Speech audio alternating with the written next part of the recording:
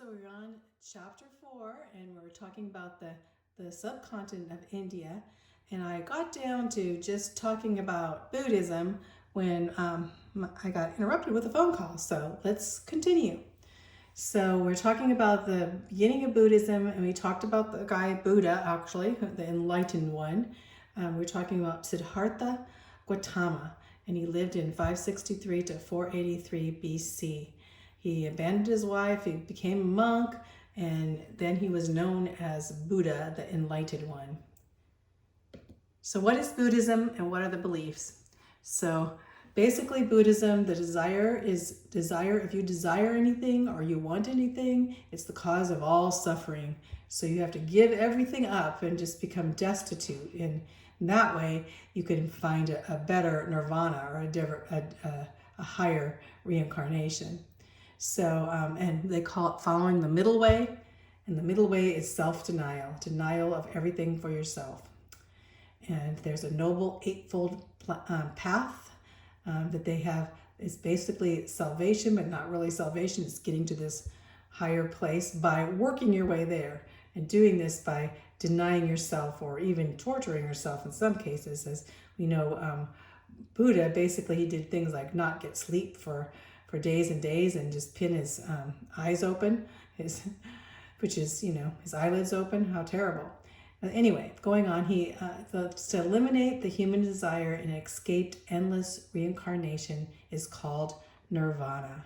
So eliminate your human desires, all of your desires, and escape this endlessness called nirvana.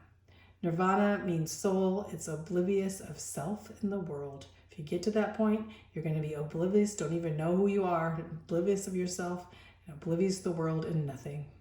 Escape to nothingness and leap into oblivion, they say. And the individual you becomes his own God. It's a pretty hopeless type of religion too, isn't it? It's just an offshoot of Hinduism. The spread of Buddhism happened when Ashoka, we know him, basically taking over 2/3 of India, and he spread Buddhism to India. From Buddhism, Hinduism actually came back into India, but the Buddhism spread into other areas. And we know it spread over here into China, into Korea, Japan, to the East China Sea over here, down into, of course, all these countries of Laos, Thailand, Cambodia, Vietnam. They're all Buddhist, Buddhist-oriented countries now. So spreading out down towards Indonesia, a lot of these countries down here being of Buddhism. So here we have the foundation in India with Buddha spreading to these parts of the body, or parts of the world, I should say. Myanmar, Sri Lanka, here's Sri Lanka down here, Thailand here, the Tibetan Plateau spreading there, of course Japan and China, Korea, and the Southeast Asia. Those are the areas you need to know where Buddhism spread. Guptas. Who are the Guptas? Well, we had the Maurya Empire, and it collapsed in 367 BC. And so during this time, after this, they had centuries of foreign invaders coming in, and disorder and chaos all the way through India. And 320 to 535 was the Gupta dynasty that took control in northern India, this Gupta. So we went from, when you think of these different dynasties, think of Maurya, and then the dynasty of Gupta. And then what Gupta considered India's golden age. Golden age means it advanced in art and literature, math and science, and became a wealthy age of India. Here's some pictures of some golden coins back during the golden age of India. And here's a picture of the wheel and some advancements that happened during this time of the Guptas. So remember, Maurya and Gupta, those two in India. So the invasions of many people came then. Now we have Islam coming in. Well, Islam, what is Islam? We already studied with Muhammad. So Islam came with large numbers of Muslims came in to this area. In 1526, not BC, that's later on, the Barbar Muslim warrior of Mongol invaded India from Afghanistan. So the Mongols, which ended up becoming Muslim, Mongols, when you think Mongolian Empire and everything, came in with Babar, and Babar was Muslim. And he came in and conquering parts of India and invaded it came in through Afghanistan and set this huge empire here. It was a very wealthy empire.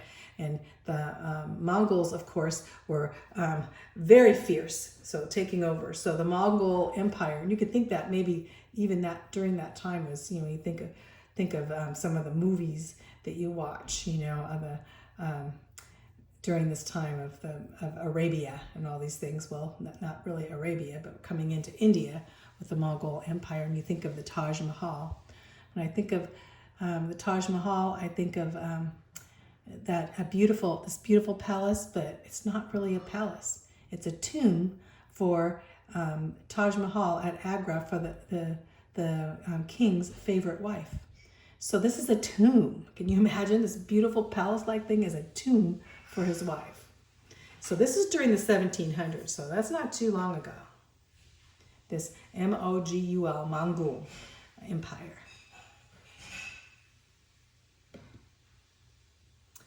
Pakistan and Bangladesh. So when we think of Pakistan and Bangladesh, Pakistan's on the western side, northwestern, and Bangladesh is on the east, was East Pakistan is on this side. So both corners of India. So what happened is 20% of India became Muslim, Muhammad, Muslim, under the Mongol rule. And so these two areas kind of focused on the north part, these two corners. The Indus is the western, Ganges, this is the Ganges area. Now we have the Indus River here, and we have the Ganges River over here. So this is where we have the two focus on these two river areas. In 1947, that's not too long ago, India became an independent nation. So they became an independent nation from England, and we'll get into that later. And the two territories succeeded from India were Pakistan. And so they said, we are not going to be part of India because we're Muslim, and the rest of the part of India is Hindu.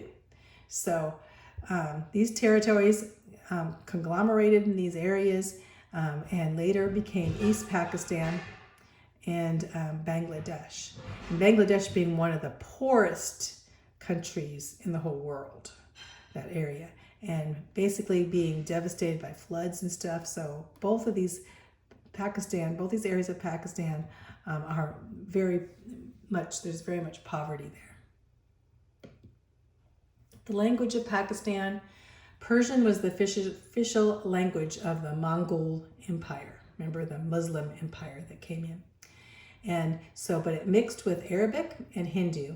And so they call this mixture Urdu. And you see Urdu or Hindustani or Urdu. I just call it Urdu, it's a little short. So that's the mix of Arabic with the Persian type language, and they have this new language. And now it's the official language of modern Pakistan. So here's all the languages of Pakistan. They have all these languages, but we think of Urdu, we think of language of Pakistan, the main one, Punjab and all these things are there. So India, contributions that India gave to civilization. Advances in mathematics. Mathematics were transferred, and these advances in India were transferred west by Arabs. So what were these advances? Well, let's talk about it. First of all, they had a symbol that was called not any, or cipher. And today it's called zero. So they had the concept of zero, You'd think they would have that before, but now they had zero in their numeral system. And also place value, and the decimal number system was in India. The Arabic numerals, of course, came in that area in India, and they even had the starting of algebra. So algebra started in India, not in America, not in the Middle East, but in India. So algebra started. So India contributions, math, which you wouldn't think, because most of the people there are very impoverished. So other advances, they had Damascene steel for weapons, and they had cotton for clothing, sandals, and for elephant harnesses, cotton. Spices. Look at all these spices. Remember, like a lot of India, if you India cuisine, have different spices. And so spices, and then also like especially pepper. They had a lot of pepper before other countries had that.